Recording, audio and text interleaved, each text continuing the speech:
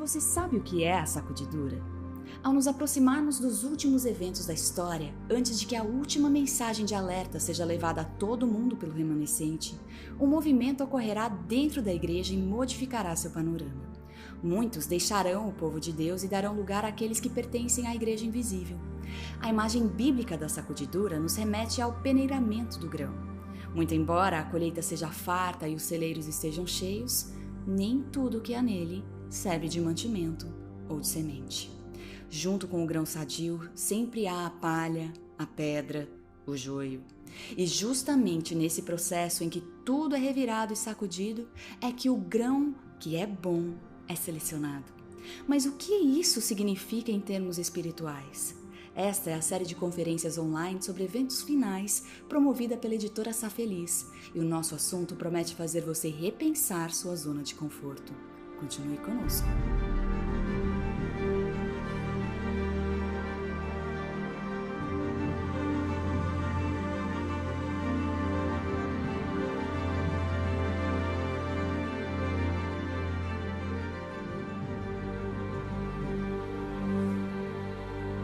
Nossa conversa hoje é com o Dr. Heraldo Lopes, doutor em Teologia e reitor da Universidade Adventista de Moçambique.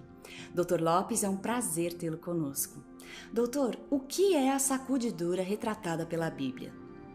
A sacudidura, Larissa, ela é um processo espiritual.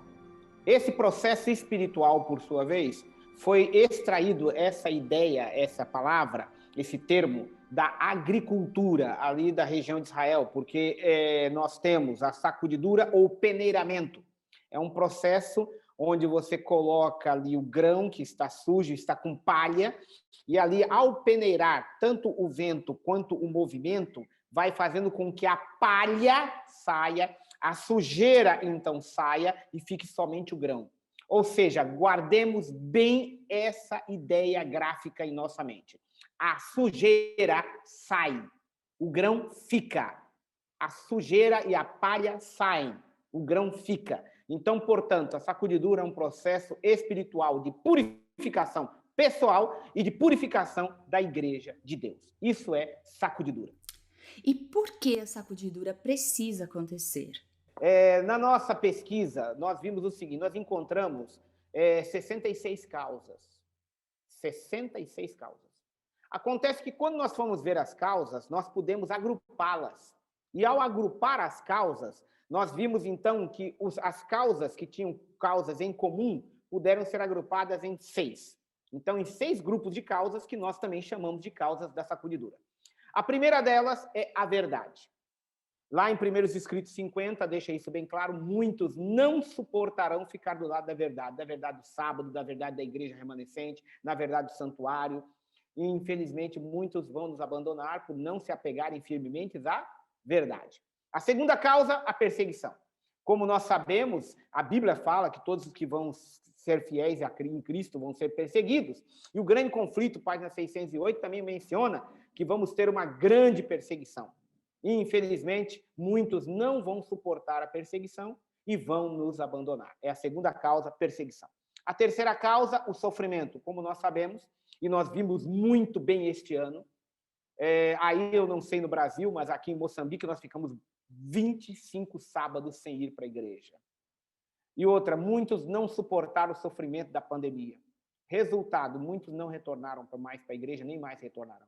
Acontece que nós sabemos que ciclones, terremotos, tempestades, tragédias naturais, tragédias causadas pelo ser humano, guerras, o sofrimento causado pelas pandemias e epidemias, tudo isso só vai aumentar.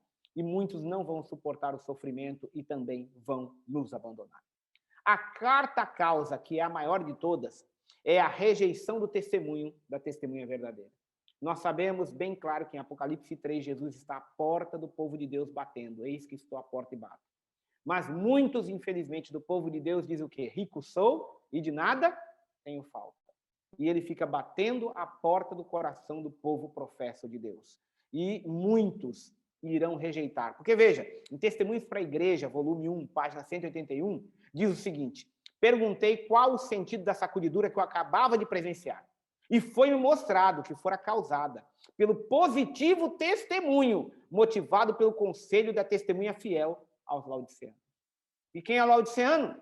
Ellen White responde em Testemunho para a Igreja, volume 4, página 87. A mensagem laodiceana aplica-se ao povo de Deus, que professa crer na verdade presente.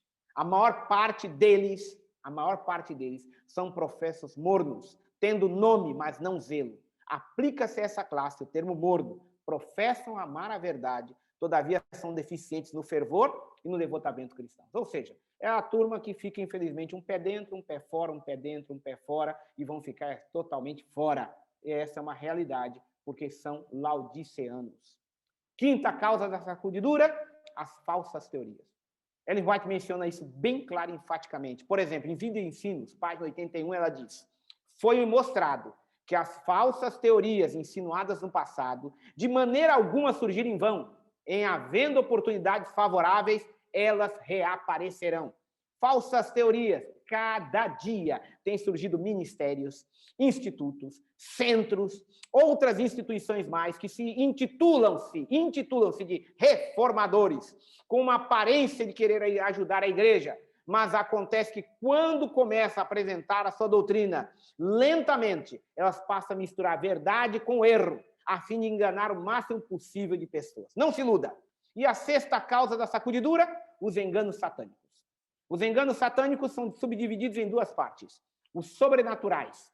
Note que, em Mensagens Escolhidas, volume 2, página 392, ela diz o seguinte: muito vívido foi esclarecimento a mim dado de que muitos sairiam de nós, dando ouvidos a espíritos enganadores e a doutrinas de demônios.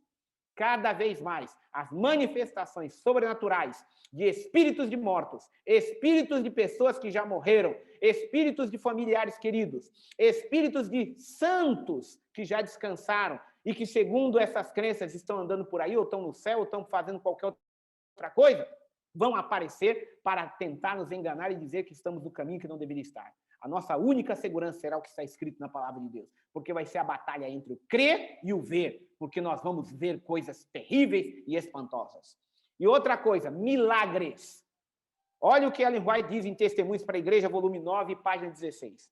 O povo de Deus não encontrará sua segurança na operação de milagres, pois Satanás imitará os milagres que foram operados. Deus tem poder para fazer milagres. Tem. Mas, infelizmente, Satanás também. E nós não podemos colocar no milagre a crença, mas sim no Deus que faz o milagre e na maneira com a qual esse milagre foi feito, se está de acordo com a verdade bíblica. Quem sairá? Nos escritos de Ellen White, seis grupos específicos são mencionados que sairão do nosso meio por causa da sacudidura.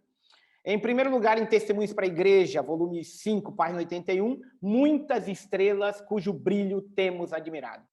Muitas estrelas vão apagar.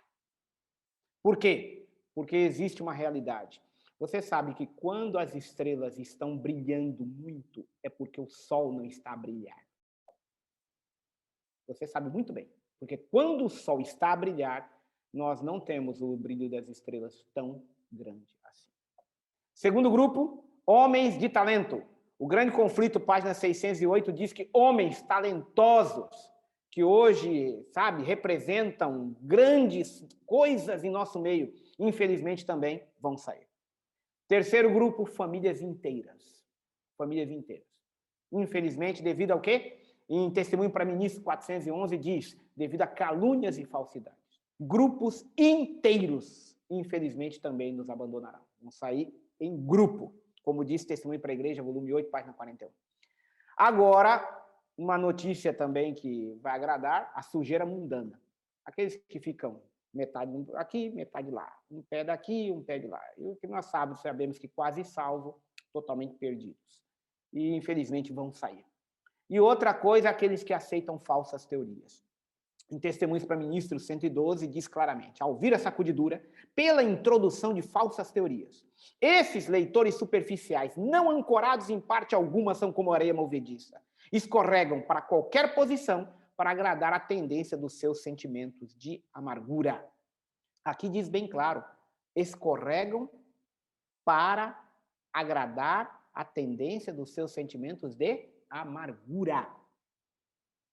Sabe? Amargura contra pastores, amargura contra instituições, amargura contra pessoas. O que Ellen White fala é o seguinte: mágoa mais falsa teoria é igual a apostasia. Essa é a equação. Mágoa mais falsa teoria é igual o quê? Apostasia. Nessa hora, o único remédio é fazer o que Jesus fez. Larissa, presta bem atenção nisso aqui, amigo, você que está me ouvindo. Olha só, Jesus um dia estava na cruz. Na cruz. Você sabe, olha, não queira saber, estuda um dia o que é ser crucificado, para você ver o que é esse sofrimento. Foi uma coisa diabólica, sabe? Ali pendurado na cruz. Já tinha os demônios em cima, o pecado de todo mundo em cima dele, carregando a iniquidade de todos nós, estava sobre ele, e pelas suas pisaduras ali, ele estava ali machucado, torturado, humilhado, ainda com a angústia do pecado de todo ser humano, de todas as gerações sobre ele. Aquilo estava ali acabando com o coração dele, prova disso que depois, inclusive, rompeu o coração dele. Mas o que acontece? Quando ele está ali, chega uma corja ali ao pé da cruz e começa: oh, você não é filho de Deus? Desce daí, desce! Desce daí, desce! Ele tinha poder para só fazer o seguinte: olha, fogo do céu, queima tudo. Ele podia, mas acontece o seguinte: a tentação do diabo foi muito estratégica. Ia fazer com que Jesus descesse com mágoa. Mágoa no coração, vingança, amargura. E Jesus fez. É por isso que ele é o exemplo. Pai, perdoa-lhes, porque não sabem o que fazem. Presta bem atenção. Foi seu pastor que lhe magoou?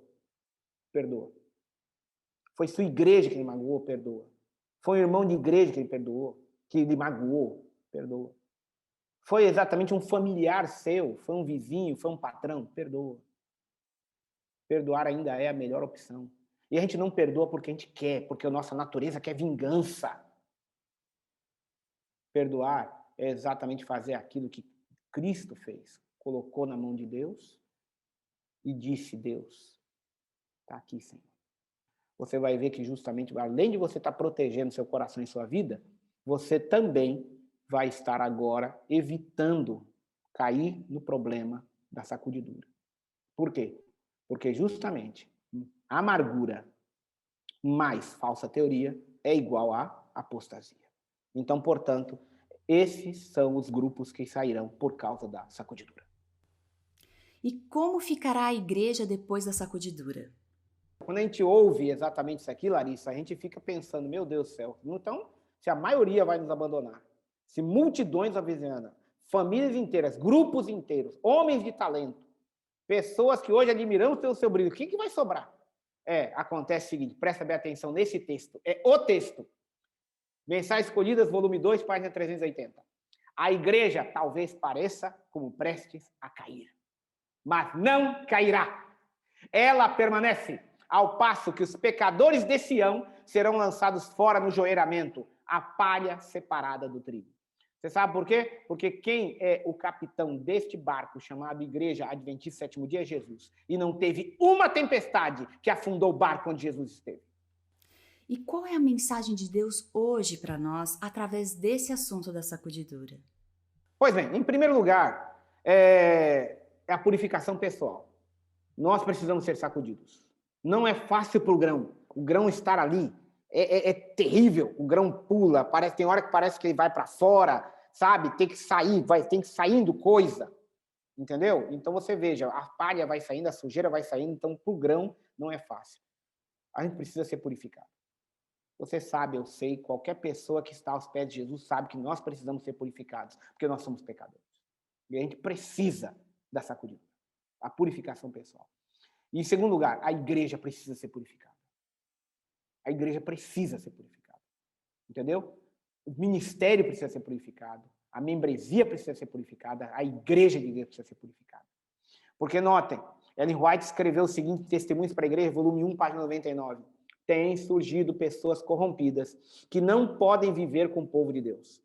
Elas desprezam a reprovação, não gostam de ser corrigidas, tiveram oportunidade de reconhecer que sua conduta era injusta, tiveram tempo para arrepender-se dos seus erros, mas o eu era muito importante para deixar que morresse.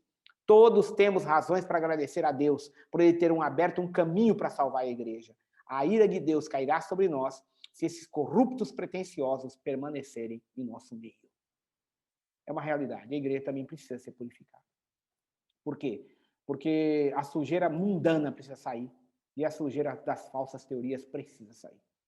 Porque justamente promovem, sabe, muito dano para a igreja, muito dano. Então, a igreja precisa trabalhar, seguir aquilo que conhece que deve seguir, mas precisa realmente tratar esses casos. É duro, é triste, mas é necessário. A ira de Deus cairá sobre nós se esse tipo de pessoas continuar em nosso meio. É uma responsabilidade que temos. Mas qual é o lado bom do processo da sacudidura? A primeira boa notícia da sacudidura: certeza. Por que certeza? Porque, veja, o tempo chegou em que tudo o que pode ser sacudido será sacudido. Nós estamos no tempo da sacudidura. A Review and Herald de 1901, página 387, 388, falou bem claro. O tempo chegou. A sacudidura já começou, está aumentando de intensidade até a sacudidura final, que vai acontecer na época do decreto dominical.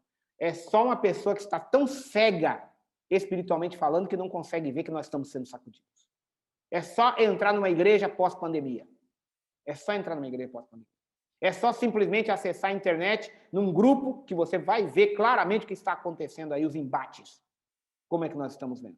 É só você ver a quantidade de ministérios independentes de todos os espectros que estão surgindo por aí, em nosso meio. É só você ver a quantidade de estrelas que estão se apagando.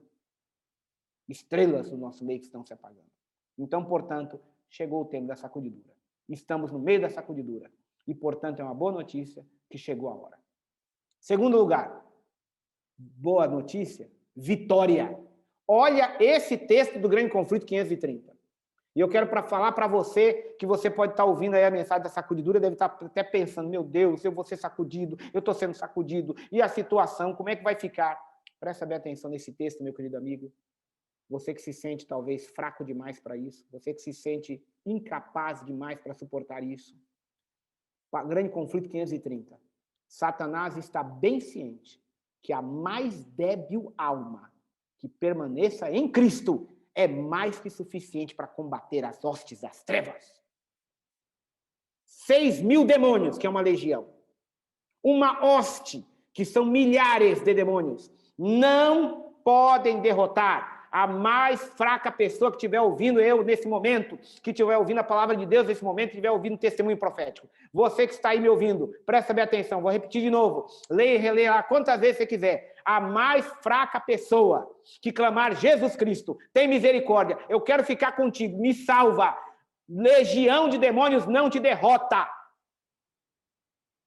Hoste de demônios não te derrota, porque a mais débil alma que permaneça em Cristo é mais que suficiente para competir com as hostes das trevas. Ela sozinha tem mais poder do que toda essa legião que está atrás de você. Boa notícia, você vai ser vitorioso. Fica com Jesus, que você vai ser vitorioso. Fica do lado de quem é vitorioso, que você vai ser vitorioso. Essa é a boa notícia da sacudidura. Terceira, esperança. Sabe qual é? Ellen White mencionou em Testemunhos para a Igreja, volume 1, página 432. Foi-me mostrada a recompensa dos santos, a herança imortal.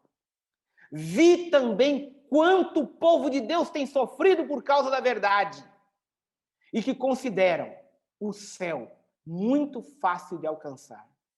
Reconhecem que os sofrimentos do tempo presente não são para comparar com a glória que nele será revelada. Presta bem atenção. A glória que vai ser revelada em mim, a glória que vai ser revelada em você. Aqui não está falando somente de você olhar para um jardim bonito, de animais que não se mordem, não se atacam, de flores que não murcham. Aqui está falando muito mais do que isso. Aqui está falando que em você, que sofreu tanto por causa da verdade, em você que teve tanta dificuldade, tanto sofrimento, quando você chegar lá e ver o que Deus tem preparado em você, para você, por você e com você, você vai olhar e vai dizer, realmente, valeu a pena. Valeu a pena. A boa notícia é de que, justamente, nós vamos passar por tudo isso, mas o melhor está por vir. Meu querido amigo, fique firme. E não se esqueça, o grão fica, a sujeira sai. Essa é a boa notícia. Essa é a mensagem. Fique firme, porque nós estamos sendo sacudidos. Mas Jesus Cristo em breve virá e nós vamos estar com Ele para sempre. Amém. Muito obrigada por sua participação, Dr. Lopes, e que Deus continue abençoando sua vida e o seu ministério. E obrigada a você também que nos acompanha. Vejo você em nosso próximo encontro.